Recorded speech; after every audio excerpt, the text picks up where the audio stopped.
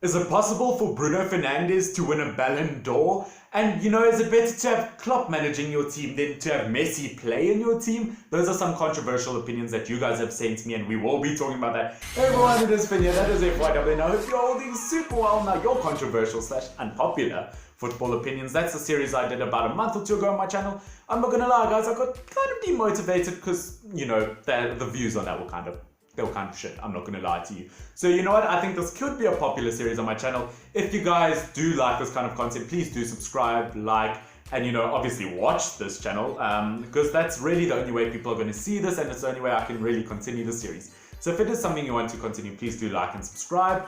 That's not just a YouTube thing, that's genuinely if you do want the series to continue. But guys, we've got some really nice opinions here, and of course, an unpopular opinion. They're not all necessarily opinions that most people disagree with. They're just lots of these opinions are, they've never been asked before. And you know what? I think there are some top-notch opinions in here. And of course, as I said, I haven't done this in a month or so. So you know what?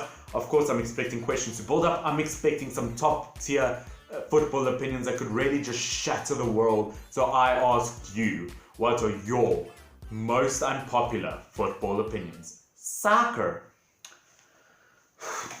Well, this is going to be fun, isn't it? So Stotty has put down the opinions that Bruno Fernandes could win a Ballon d'Or after helping Manchester United reach the title. Now, of course, there are two parts to that. The fact that Bruno Fernandes will help United win a title, a Premier League title. Ooh, I would love my Manchester United to just lift the title one more time. It's been so long. And there's also the part that he'll win a Ballon d'Or, okay? Now, we look at attacking midfielders, and to do this, I've really compared him to Kevin De Bruyne. Kevin De Bruyne, the best attacking midfielder in the world, one of the best midfielders of all time, and he hasn't even retired, and he's not even 30 yet, but yet he has not won a Ballon d'Or. But you know what? He's helped his team hugely, and if Bruno Fernandes continues the way he's been at United, he could level up with De Bruyne maybe one day if he works hard at it. I mean, he's younger than De Bruyne, and he really is beyond promising. I think he could be in the top 10 for Ballon d'Or without a doubt. And if he helps Manchester United win a title, I mean, there's no doubt that he'll be in the top 10. Whether he'll win it or not, I'm not too sure. But I mean, as I said, the difference between them is obviously if De Bruyne is injured, City is still a phenomenal team. Finn, that's my name. And I do think that, I mean, without him, as I said, City's still a strong team and they can still do well. I mean, if Bruno Fernandes gets injured at United, everything could just go down the drain, to be honest with you. So I mean, if he is really the hero at United and he can almost single-handedly do it, then yeah, I don't see why he wouldn't win it. But yeah, as I said, I think there's still one or two more players that need to go to Manchester United for them to be able to compete for the title. But Bruno Fernandes definitely could become the top 10 best in the world. For your question, Stotty.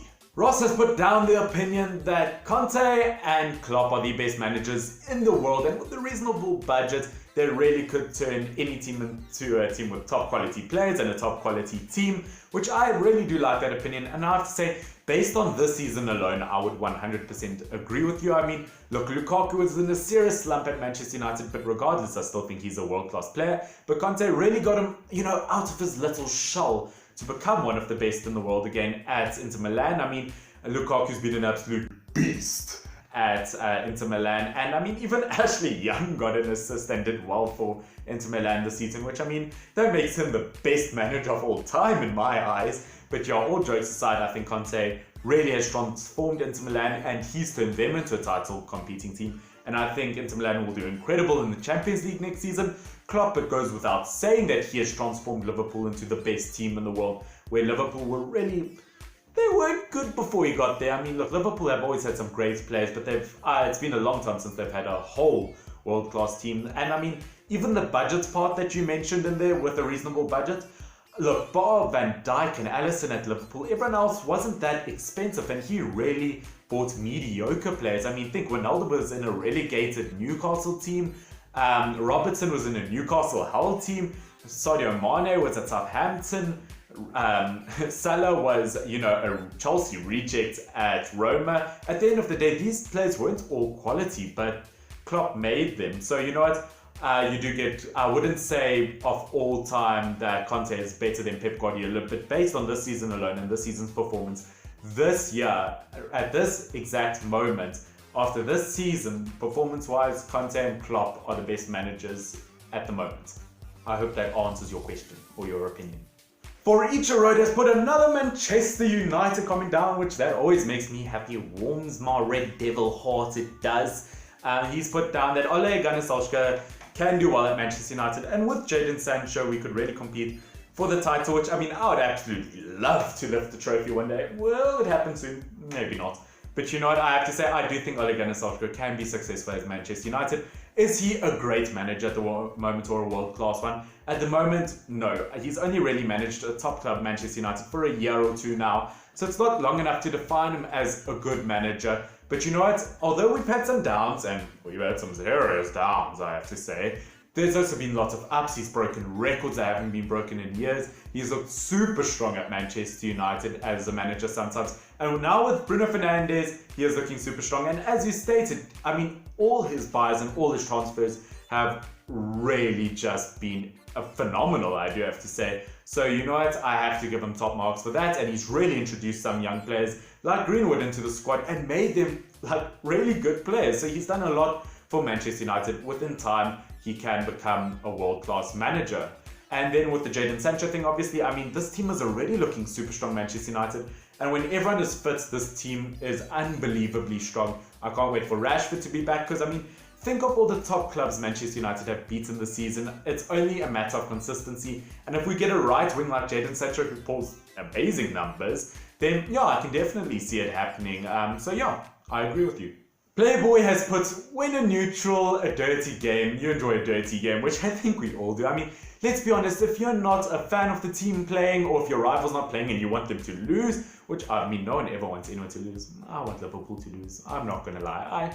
I get a good, like, warm, fuzzy feeling in my heart.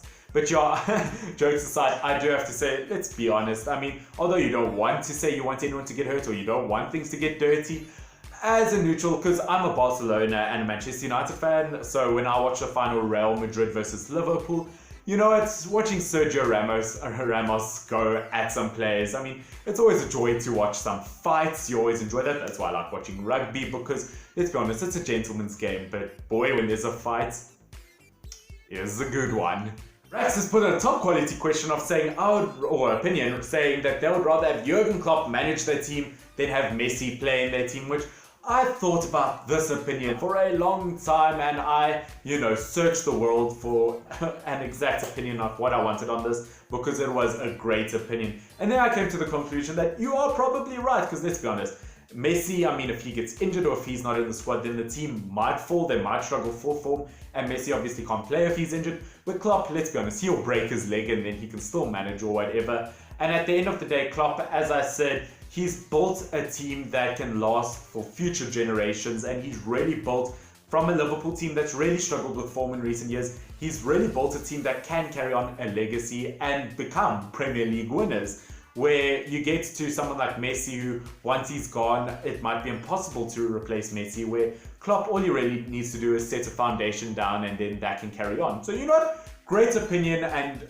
it's very rare that I get something like this, so I really enjoyed this one, and I don't think I'll ever get an opinion like this game. Oh, okay. Talking about one is better than the other, now we have Mustafi versus Vertonghen, which, you know what, I was going to make this a joke one where I read about it and I just, it's not much to say, but looking at it, I would have to say it's actually quite a tricky one, because I think Vertonghen's a world-class manager. Manager?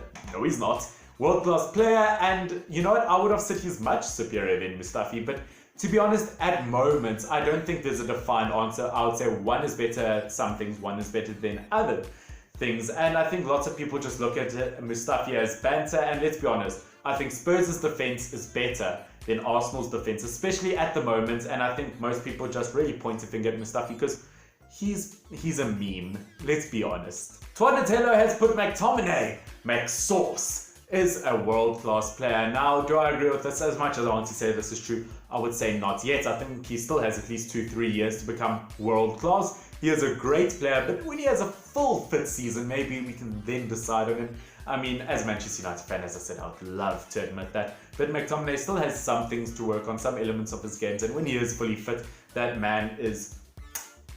yes. And Carlo Ancelotti is not and has never been a world-class player. And they've backed it up by saying that he's only ever had good teams. that he's hidden behind good teams, really. Do I agree with this? Look, I wouldn't necessarily say that because, I mean, a good manager is still needed for good teams. We've seen that when it comes to national teams not doing well because they don't have the right manager. Or we've seen that when Zidane initially left Real Madrid before he came back. We saw Real Madrid, a world-class team, really crumble and really fall. So no matter how good a team is, you still do need a really good manager. So a good manager can still transform a good team, because good teams, let's be honest, they still need good managers, you know? I would say at the end of the day, Ancelotti is a world-class manager. It's a different thing if you said he has never been the best, because maybe you could debate that a bit more. But I would say he's been a world-class manager throughout his career. And I think, look, no matter how successful a team is, as I said, you still need a world-class manager. Final opinion, and it is quite an interesting one. It is Thomas Muller. That's fucking French. It is Thomas Muller is better than Griezmann and Dybala, which, how could you say something so brave yet so true at the same time? I mean, to be honest, I've never thought about it like this, but look, Griezmann's had amazing moments in his career, and Dybala's had one or two phenomenal seasons in his career. But Thomas Muller, I think, really just puts the cherry on the cake by being consistent throughout his career, which I really do appreciate consistency. And let's be honest, he's been top scorer in a World Cup. He's won a World Cup. Yes, Griezmann's also won a World Cup, but let's be honest, since he moved to Barcelona, he really has slacked a tiny bit, and he always hasn't been that great. In my opinion, he's only really been that great since the Euros 2016. He's been world class. But yeah, I think Thomas Muller really puts cherry on the cake when it comes to being consistent. Dybala, his biggest problem is consistency. He's had one or two, really just out there seasons, but you know what? He also falls a tiny bit, which he does need to work on. And Thomas Muller, lots of people talk, but Bayern Munich, it's a farmers' league, the Bundesliga. But let's be honest, so what? When does staying at the biggest club for your whole career really impact it? I mean, Gerrard stayed at Liverpool, Scholes stayed at Manchester United, Lampard, most of his career, except for his weird stints at Man City, stayed at Chelsea. So what, they stay at one club?